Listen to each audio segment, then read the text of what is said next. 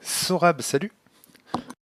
Oui, bonsoir à tous et à toutes. Je crois qu'on est que entre garçons, donc peut-être dans les gens qui écoutent, il y a des filles, donc bonsoir à tous et à toutes. Tu veux que je tape les trois questions d'un coup ou je fais une seule? Ah bah ouais non, on va faire petit à petit. Ouais, parce que il me faut des étapes, ça le dire. Tu vas me donner ton avis, Dans un, je vais te donner le dans un mien et premier temps, on fera ça chacun notre tour. ouais. Tu veux commencer? Je t'en prie. Moi ça m'intéresse d'avoir ton avis. Déjà dans l'idée, je pense que tu maîtrises, enfin est-ce que tu maîtrises ce qui s'est passé il y a 10 ans à Charlie Hebdo? J'étais plus jeune, mais oui, je maîtrise. Oui, voilà, des mecs qui ont reproduit des dessins caricaturaux du prophète et il y a des abrutis qui sont allés leur enlever la vie. Pour Oui, résumer. on est d'accord. Ok, voilà, au moins on a cette base-là en commun, c'est cool. Du coup, toi, t'es pour ou t'es contre le blasphème? Sous quelle forme? Toute forme, peu importe. Si tu veux Pour moi, préciser, il y a précise. certains cas. Très sincèrement, un journal, chef, rien ne t'oblige de l'acheter. Rien ne t'oblige de le regarder. Voilà, tu vois. Si un mec dans la rue, que tu connais ni d'Adam ni d'Ève, va te hurler au visage que voilà, Dieu c'est de la merde, enfin, Dieu, les trucs comme ça, là, voilà, tu vois. D'ailleurs, je pense que c'est pénalement répréhensible de faire ça, hein. Euh, mais si c'est dans la sphère médiatique, qui t'oblige à regarder et qui t'oblige à lire? Personne. Donc jusque-là, on peut. Mais que ce n'est pas imposé. Tu vois ce que je veux dire? Par contre, en effet, un mec qui vient dans la rue et qui te gueule dessus, Dieu c'est de la merde, alors qu'il connaît Dieu ni Dev, tu vois, on sait même pas comment il sait que t'es musulman, tu vois, un truc comme ça. Ça, oui, ça non. Mais bien entendu, médiatiquement, écoute, tu peux très bien vivre sans télé, vivre sans téléphone. Un téléphone, si t'as pas envie d'avoir internet, t'as les téléphones clapés. Si t'as pas envie d'aller lire le journal, tu l'achètes pas. Point. Voilà. Et par exemple, pour étayer ce que tu dis, l'exemple de un panneau publicitaire qui serait blasphématoire, par exemple, tu sais, un arrêt de bus. Ça, on rentre dans la laïcité, ça, je pense. Mais qu'est-ce que t'en penses? Moi, je serais contre. Tu serais contre? Mais dans mon cas personnel, j'en aurais rien à péter. Mais je pense quand même aux gens, aux autres, tu vois.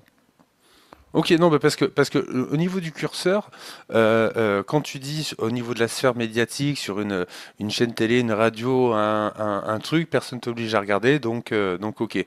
Bon, Maintenant que tu le dis, en vrai, le panneau publicitaire, tu peux arrêter de le regarder aussi. bah, c'est là où je veux en venir, c'est dans le sens où moi, par rapport à l'exemple que tu donnais du mec qui va aller voir quelqu'un qui aurait enfin toi tu dis qu'il saurait même pas d'où il est croyant, donc forcément il aurait un indice. Donc si une personne va voir quelqu'un d'autre comme ça et insulte Dieu devant lui, moi je pense pas que ce soit répréhensible, sauf s'il il l'agresse, tu vois ce que je veux dire, il la harcèle. Mais si juste il lui dit en face les choses, je pense pas que ce soit répréhensible. Par contre, je pense que cette personne est juste un gros con. Moi, je donne mon avis, tu vois, perso, sur le comportement. Euh, euh, mais, mais, euh, mais par contre, le fait que tu mettes des conditions à ça, ça implique des choses. C'est-à-dire que dans la définition même du blasphème, d'accord, à partir du moment où une personne va avoir une parole outrageante ou dénigrante vis-à-vis du sacré de quelqu'un, ça va automatiquement être un blasphème. Le truc, c'est que, par exemple, est-ce que quelqu'un qui porterait, par exemple, une croix dans la rue, est-ce que tu considères ça comme un blasphème ou pas? Euh, D'un point de vue, bah, imaginons que c'est pas ta croyance et que tu es formellement contre ça et contre ces idées de croix et de sacrifice vis-à-vis de la vie de Jésus-Christ. Alors, c'était pas cet exemple que je donnais. Ah, ok, tu m'as Je compris te là. donne l'exemple d'un croyant qui porte une croix d'une manière ostentatoire. Toi, une croix affichée sur un t-shirt, par exemple, tu vois, I believe in Jesus, par exemple. Ah, l'américaine, quoi. Ouais, ouais, voilà. Est-ce que ça, c'est blasphématoire ou pas? En fait, je vois pas en quoi le blasphème il rentre là-dedans. Eh ben, justement, c'est pour ça que j'ai essayé de te donner la définition. En gros, le blasphème, tu vois, c'est quand il y a une parole outrageante, dénigrante, insultante vis-à-vis d'une divinité, d'une religion ou de quelque chose ou quelqu'un rendu sacré par quelqu'un. C'est-à-dire que le terme sacré, d'accord, c'est donner un aspect solennel à quelque chose ou à quelqu'un. Par exemple, moi qui suis athée, ma mère, mes grands-mères, mes neveux sont de l'ordre du sacré pour moi. Donc si tu as une parole blasphématoire vis-à-vis de mon sacré, ben, tu as une parole blasphématrice pardon, par rapport à mon sacré. Le côté sacré est totalement individuel et subjectif, c'est-à-dire que ton sacré à toi n'est pas le mien. Donc il n'y a, On y est a- y a pas complètement de d'accord avec toi. réalité absolue sur le sacré. Le sacré n'appartient qu'à celui qui le ressent, qui le décide. Donc, derrière, si moi je décide que mon sacré c'est Harry Potter, si tu parles mal de Harry Potter, ben, tu blasphèmes. Et le truc, c'est que la particularité au niveau des religions, c'est qu'elles sont contradictoires. C'est-à-dire que si tu es musulman et que tu suis les textes de l'islam, il y a des affirmations qui sont faites vis-à-vis de Dieu. Et elles rentrent en contradiction avec les affirmations qui sont faites, par exemple, dans le christianisme. Donc quelqu'un qui dit je crois en Jésus et affirme être chrétien, il contredit et il sous-entend que l'affirmation C'est justement là où je voulais en venir avant. Allah est Dieu et son prophète et Mohamed, eh ben, elle devient fausse. Donc, elle outrage la religion de l'islam et donc elle est blasphématrice par rapport à l'islam et vice-versa. Donc, c'est pour ça que je te demande si quelqu'un est dans la rue avec un t-shirt, est-ce que tu considérerais pas ça, du coup, blasphématoire pour tous ceux qui ne croient pas comme la personne ou qui ont un sacré différent? Justement, c'est là où je voulais en venir avant. C'était vis-à-vis de certaines personnes, ça va l'être. Quand je disais oui vis-à-vis en fonction des textes de chaque religion, Jésus n'a pas été crucifié ou quoi que ce soit, donc c'est blasphématoire. Que c'est une attaque au fait que ce que vous dites c'est pas vrai chez nous. Voilà, mais donc du coup, toi, tu serais pour qu'on interdise une personne dans la rue de pouvoir porter une croix? Ou, ou par exemple, une femme de porter le voile? Alors là, je vais être franc avec toi. Je pose ma carte. Comment on appelle ça? Joker. J'habite en Alsace. Voilà. Et alors? Soumis à cette loi, laïcité, tu vois tout ça. Là où chez nous, en fait, on croise beaucoup de signes religieux tous les jours et ça nous fait ni chaud ni froid. Tu vois. Mais moi aussi, je coins des signes religieux tous les jours et je viens pas d'Alsace. En France, t'as le droit, c'est pas le Je veux problème. dire, Je suis en, plus je, chez nous. je suis en La train. laïcité est plus. Et pas là. En fait, elle est pas là. La laïcité est pas là? Ah bon? Hormis dans un espace public, style école, etc., dans la rue, c'est ce que tu veux. Il y a même des prêches de rue chez nous. Hein. Attends. Alors, attends. Juste, avant de partir sur la laïcité, j'aimerais terminer avec le blasphème. C'est pas parce que tu habites en Alsace que ton cerveau il s'éteint. Donc, moi, si je te demande ce que tu en penses, tu vois, je te demande, toi, à ton avis, si tu réfléchissais dans un pays dans lequel tu aimerais vivre, quel genre de loi t'aimerais? Est-ce que tu aimerais vivre dans un pays où il est interdit dans la rue pour un chrétien de porter une croix, pour une musulmane de porter Ah, bah, non, son voile ou à un hindou de porter son turban. non. Non, d'accord. Et les turbans, c'est des sikhs, mais ça, c'est une autre histoire. Oui, tu as raison, j'ai fait un raccourci. Mais du coup, euh, le, pourquoi est-ce que tu voudrais pas interdire à quelqu'un de pouvoir exprimer sa religion alors que l'expression de cette religion, d'accord, est tout aussi blessante pour d'autres gens, tout autant qu'une critique de religion. Tu vois ce que je veux dire? Si tu interdis à quelqu'un d'exprimer son sacré, de vouloir protéger son sacré, à ce moment-là, il faut l'interdire à tout le monde. Tu vois, les droits, ça doit être, tout le monde doit avoir le même. Là est tout le paradoxe, en fait. Ben non, c'est simple. L'idée, c'est, comme c'est en France actuellement, le blasphème n'est pas reconnu par l'État. C'est-à-dire que le blasphème n'est pas reconnu comme étant interdit, comme étant une chose interdite, comme étant une insulte. Il n'y a pas de loi qui donne le droit au blasphème. Tu vois ce que je veux dire? Hmm. C'est comme c'est pas interdit, alors on a le droit. Tu vois, ça fonctionne comme ça. Et du coup, moi j'entends, je sais pas toi, tu es croyant? On va dire déiste, mais voilà, arrêtons-nous là. Est-ce que tu as un texte sacré? Non, Non, t'as pas de texte sacré, t'as pas de dogme que tu dois suivre. non. D'accord, ok. Donc, on est d'accord que toi, pour vivre ensemble, tu utilises quoi pour pouvoir décider de comment il faudrait vivre ensemble? Bah, déjà, l'acceptation des autres est impossible, de par certains. Donc, je vais être radical, mais en effet, pour moi, le port de certains signes ostentatoires, il doit être enlevé. Si on est vraiment dans un véritable vivre ensemble, sans froisser personne, sans que personne casse les couilles à personne et que personne râle sur personne, bah, on entre presque dans, ouais, enlever totalement le tout. Enfin, le port ostentatoire de signes religieux. Parce que du moment qu'il y en a un qui va le faire, il y en a un qui va râler. On va dire, ah, lui, il peut mettre la croix, moi, je peux pas faire ça, moi, tu vois. On rentre directement dans une spirale infernale. Euh, Tu vois, le truc avec ce genre de décision, et je parle pas de toi, je parle pas de toi, je parle du propos, d'accord?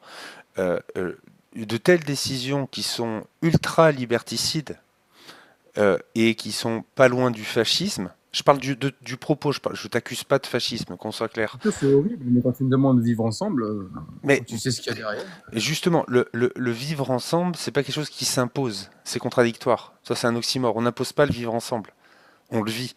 On le fabrique. Et pour le fabriquer, si tu interdis, tu vois, un signe religieux, et ben en fait tout simplement, va y avoir ils vont trouver d'autres solutions. C'est-à-dire que à un moment le voile est interdit, il y a les abayas qui sont sortis, le machin interdit, il y a le machin qui est sorti. Les chrétiens vont simplement tous mettre des t-shirts rouges. Les musulmans vont tous mettre des jeans bleus. Enfin, tu vois ce que je veux dire? Donc on va Là, faire quoi? On va interdire les jeans oui, bleus? Si moi, dans ma religion par exemple, les femmes sont obligées de porter des shorts. Et que c'est ma doctrine, c'est ma manière de voir les choses, et du coup c'est leur manière de montrer leur soumission à l'homme. Eh ben, oui, est-ce qu'on va interdire aux femmes de porter des shorts? Tu vois, ça n'a pas trop de sens. oui, bien sûr, mais c'est là où, à côté de ça, si on autorise tout à tout le monde, il y a des gens qui vont pas aimer non plus. Mais Et à un moment donné, comment justement, on fait pour que tout le monde soit d'accord, tu vois? mais il y a justement l'idée, Il y a pas de l'idée bonne c'est pas que réponse. si, l'idée c'est pas de chercher à ce que tout le monde soit d'accord. Toi, tu veux trouver une solution, tout le monde. L'idée c'est pas ça. L'idée c'est de faire comprendre à tout le monde qu'ils doivent vivre en n'étant pas d'accord. C'est le principe de la démocratie. C'est vraiment la démocratie. Il faut se dire ça. En soi, c'est pas la définition du pouvoir du peuple pour le peuple, etc. C'est une définition qui est entendable pour moi, mais la démocratie, c'est juste l'organisation des dissensions. On sait que les humains ne peuvent pas tous être d'accord, donc on va essayer de trouver une solution qui va permettre que ce soit le plus juste pour tout le monde. Et que le maximum de gens, que tous ensemble, on ait un maximum de liberté et qu'on arrive à vivre ensemble en n'étant pas d'accord. Donc il y en a un qui va croire en Dieu, il y en a un qui ne va pas croire en Dieu. L'idée, c'est de trouver le système qui permet aux deux d'exister avec un maximum de liberté. Donc toi, en tant que déiste, par exemple, moi je trouve ça, moi je suis athée agnostique. Moi, même si on va se mettre à parler de ta croyance, ce qui n'est pas du tout mon but, mais si on se met à parler de ta croyance, je vais très probablement trouver ça absurde, parce que moi je trouve qu'être déiste c'est absurde, mais ça reste que mon point de vue qui a en soi aucun intérêt. Moi, c'est pour ça que je t'ai posé la question d'essayer de comprendre sur quoi tu te basais pour vivre. Moi, par exemple, je me base sur les connaissances humaines, sur la science pour prendre des décisions. Tu vois, ou en tout cas, j'ai forcément besoin de faire confiance en des scientifiques parce que je suis pas un spécialiste, donc je me base là-dessus pour essayer de vivre ensemble. Tu vois, c'est ça ma base. Et moi, je veux que tu puisses vivre dans mon pays en disant je suis déiste et vivre tranquillement, que personne te fasse chier et que en même temps tu fasses chier personne. mais dans les deux sens, tu vois. Pour mon plus grand bonheur ou malheur, j'ai eu la possibilité de baigner dans une enfance clairement en islam. Et ensuite, j'ai été plus happé par d'autres livres. Et du coup, j'ai lu énormément de textes religieux. Et c'est en lisant ces textes-là que j'ai compris une chose, c'est que les plus orthodoxes au niveau des textes ne pourront jamais vivre ensemble. Oui, mais l'idée, encore une fois, je pense que tu as compris, qui est cette idée de vivre ensemble, ce mot en soi, moi, me plaît énormément. L'idée, c'est, sans jamais tomber dans le totalitarisme et ne jamais tomber justement dans cette démarche qui va être ultra liberticide, de minimiser au maximum les pertes de liberté, il ne faut pas empêcher les gens de croire. Si tu empêches les gens de croire, bah, tu deviens ce que tu combats. Moi, par exemple, quand je dénonce les textes de l'islam sunnite, je dénonce un fascisme, je dénonce un totalitarisme, un obscurantisme violent. J'ai pas envie de devenir ça. Et interdire à quelqu'un de porter le voile, en plus d'avoir vraiment aucun sens, c'est totalitaire, c'est fasciste, c'est de l'obscurantisme, tu vois. C'est pour ça que moi je suis contre l'interdiction du voile, mais C'est pour aussi le une solution. blasphème.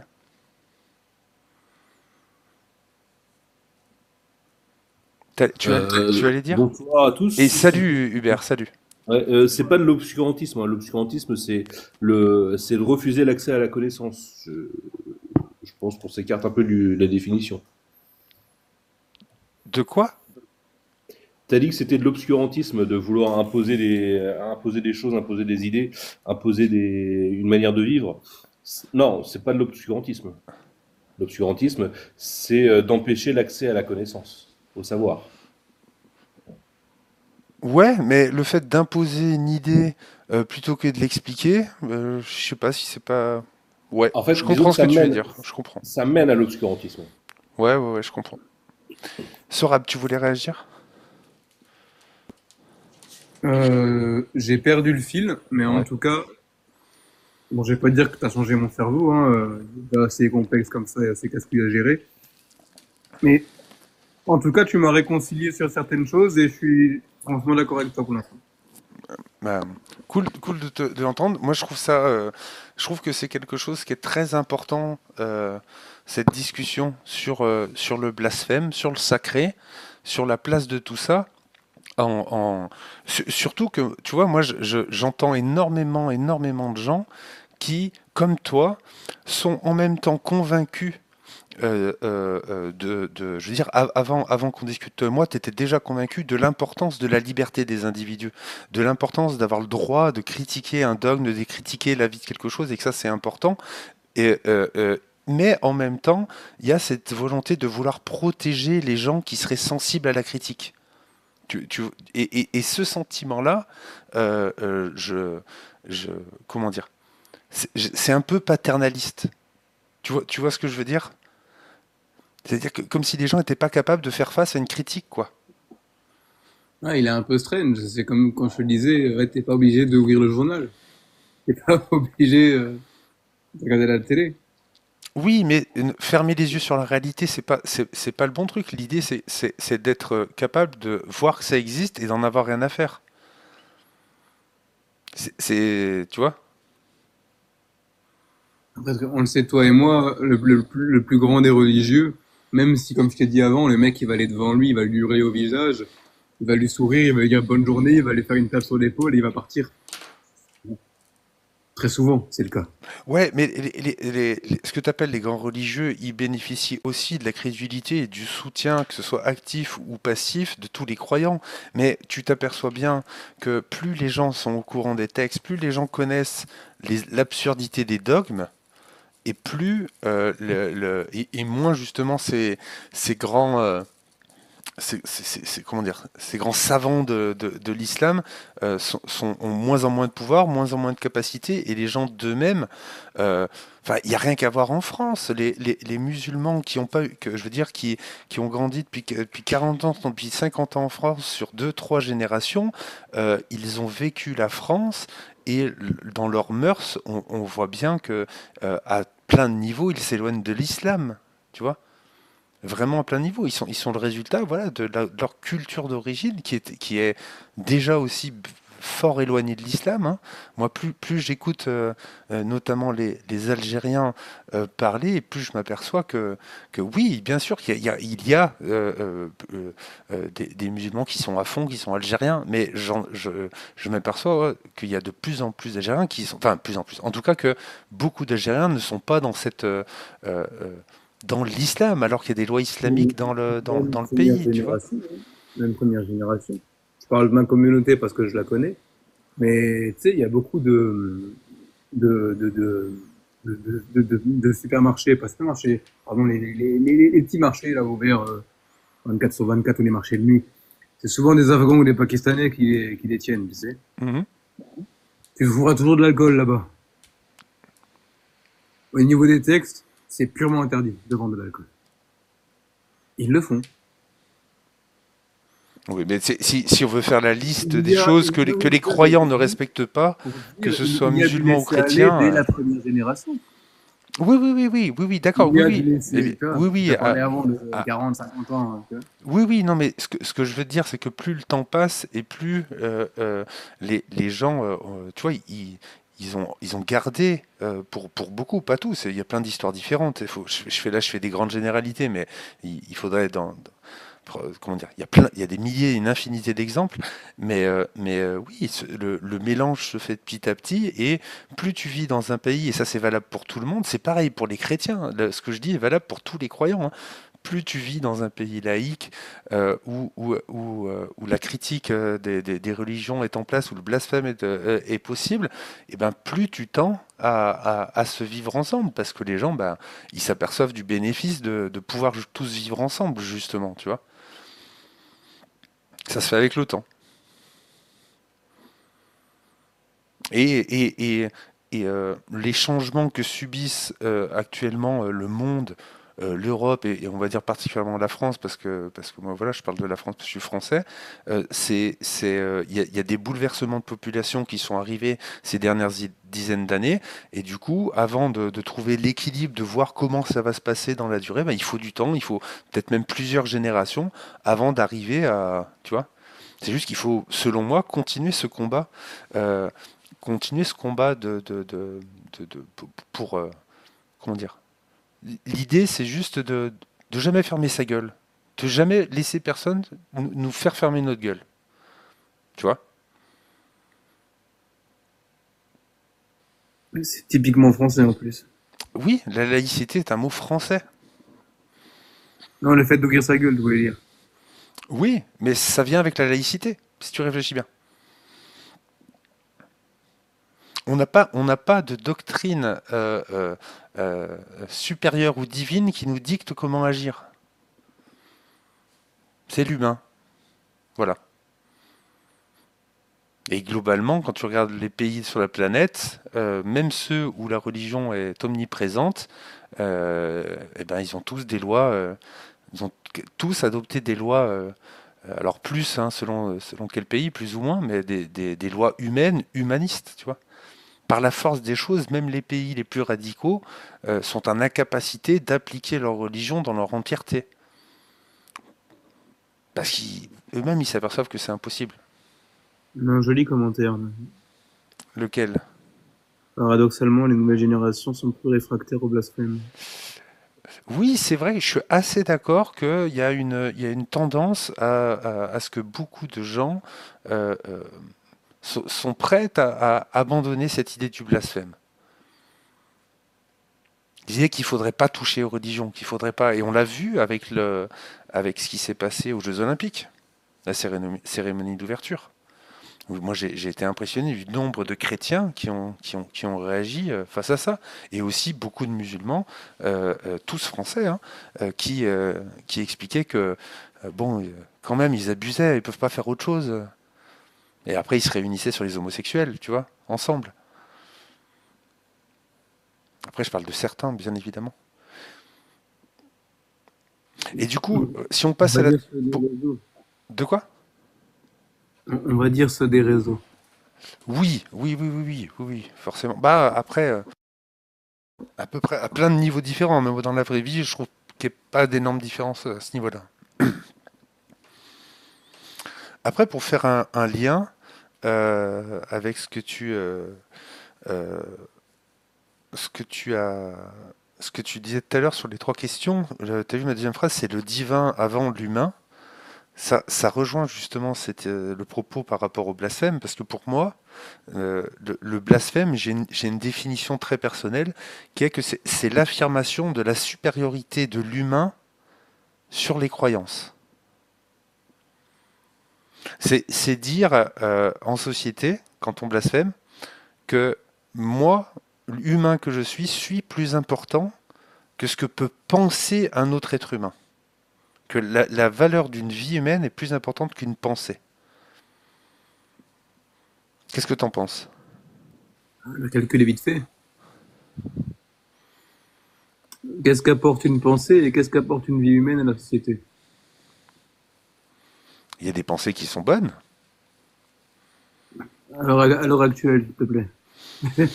Bah, vraiment, je te réponds très sincèrement. Il y a des pensées qui ont potentiellement sauvé des milliers de vies humaines. Oui, mais là, tu causes à Sorab, tu causes pas à Pascal ou à... Tu vois Bah, ce que je veux dire. le petit moustachu. Bien sûr. Mais je veux dire, t'es pas, là, tu me causes, t'es pas face à Victor Hugo, t'es pas face à Pascal, t'es pas face à Voltaire. Tu vois? Oui, il y a des bonnes pensées qui sont censées d'être humains et qui vont, pour moi, au-dessus du divin en vue de comment ça va façonner notre société. Mais là, maintenant, tout de suite, ouais. Ah, tu vois ce que je veux dire, je pense. Bah, non, je pense, je suis pas sûr. Bah, je pense qu'il n'y a pas beaucoup d'idées aussi fondatrices et aussi importantes qui a été mais à l'époque. justement, moi, je suis en train de te proposer un principe qui irait au-delà du jugement de valeur au sein de l'humanité et au sein des pensées, mais plutôt entre les deux, directement. Moi, j'affirme que je veux vivre dans un monde où le plus important, c'est l'humain. Que si moi j'ai une pensée, que si j'ai une croyance, si j'ai un sacré, il est moins important que la vie de mon voisin, de mon prochain.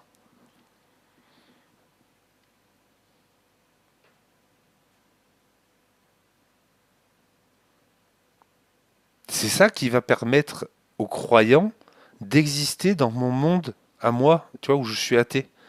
Je les intègre à tout ça. Je leur donne la possibilité d'exister de la même manière que je me la donne à moi. Parce que justement, le problème, c'est que si on donne la supériorité à certaines idées par rapport à certains humains, comment on fait pour choisir? C'est qui va choisir? C'est pas toi qui va choisir. Tu vois où je veux en venir? Tu, tu choisis ce que tu apprécies jusque-là. Ben oui, c'est ça, mais ce qu'il y a, c'est que ce que moi j'apprécie, l'appréciation, c'est de l'ordre du subjectif. C'est Donc bien pour ça que rapport aux pensées humaines, on peut pas les mettre sur un piédestal à ce niveau-là. voilà, Vu que c'est autant subjectif. la vie d'un humain est plus importante. Moi, je vais te faire un parallèle. Après, on est dans on va peut-être un peu, entre guillemets, terminer à ce sujet-là. J'ai vu qu'il y avait d'autres gens potentiellement qui voulaient monter. Tu vois, je prends l'exemple de Jean-Marie Le Pen, Après, attention, j'étais pas du tout au courant que tu bloquais l'ascenseur parce qu'il y a quelqu'un en haut, hein, sinon je serais parti depuis un moment. Ah non, non, mais ça c'est moi qui décide, hein. C'est Ah, parce que ok, au d'accord. moins on parle, toi et moi, on parle tranquillement, tu vois, et au moins on n'est pas, tu vois, ça part pas dans tous les sens. Euh, tu vois, je prends l'exemple de Jean-Marie Le Pen, qui est décédé il y a quelques jours. Moi, j'ai vu des dessins sur lui qui étaient tout à fait, j'imagine, blasphémateurs pour Marine Le Pen. J'imagine. Je ne suis pas dans sa tête, mais j'imagine il y a certains dessins parce que, qui ironisaient sur son décès et sur les paroles débiles qu'il avait pu prononcer dans sa vie. Moi, je trouve ça bien et sain que ça puisse exister. Par contre, je t'avoue que je trouvais ça un peu moins sain, mais c'est mon avis, hein. Là, c'est ma morale, mon point de vue, et j'y apporte pas comme une règle. Des gens qui ont fait la fête parce que Jean-Marie Le Pen était décédé.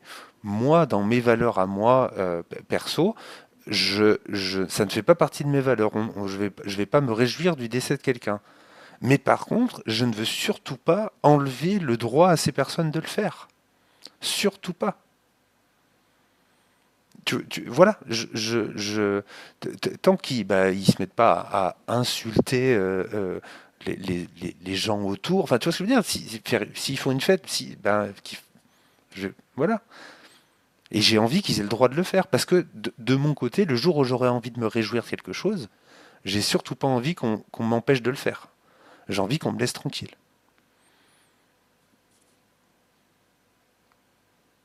Je pense que j'ai plutôt bien résumé mon point de vue par rapport à ça. J'ai répondu un peu à la question de à quoi ça servait de blasphémer. C'est cette idée, voilà, d'exprimer dans la société que le plus important, c'est les gens, en fait. C'est vos proches, c'est vos amis, voilà, c'est tout ça qui compte. Nous, quoi. Hubert, est-ce que tu avais une question pour Sorab? Non, non, pas de question. Très bien. Sorab, est-ce que tu veux rajouter quelque chose? Non, j'ai rien à ajouter. Jusqu'à là, l'échange était cool et je suis assez d'accord avec toi. Donc, si tu veux, je descends pour essayer de passer à quelqu'un, il n'y a aucun problème. Ouais, ouais, ouais, je vais faire ça. Je te remercie en tout cas pour ton passage. C'était Ouais, très cool. plaisir, c'était cool. Hésite pas à repasser, hein. Tu es le bienvenu. Ouais, carrément, je te suis, au plaisir. Hop là, voilà, c'est réglé. Super. Eh ben, Ouais, prends soin de toi. de même, à une prochaine. Salut. Ciao.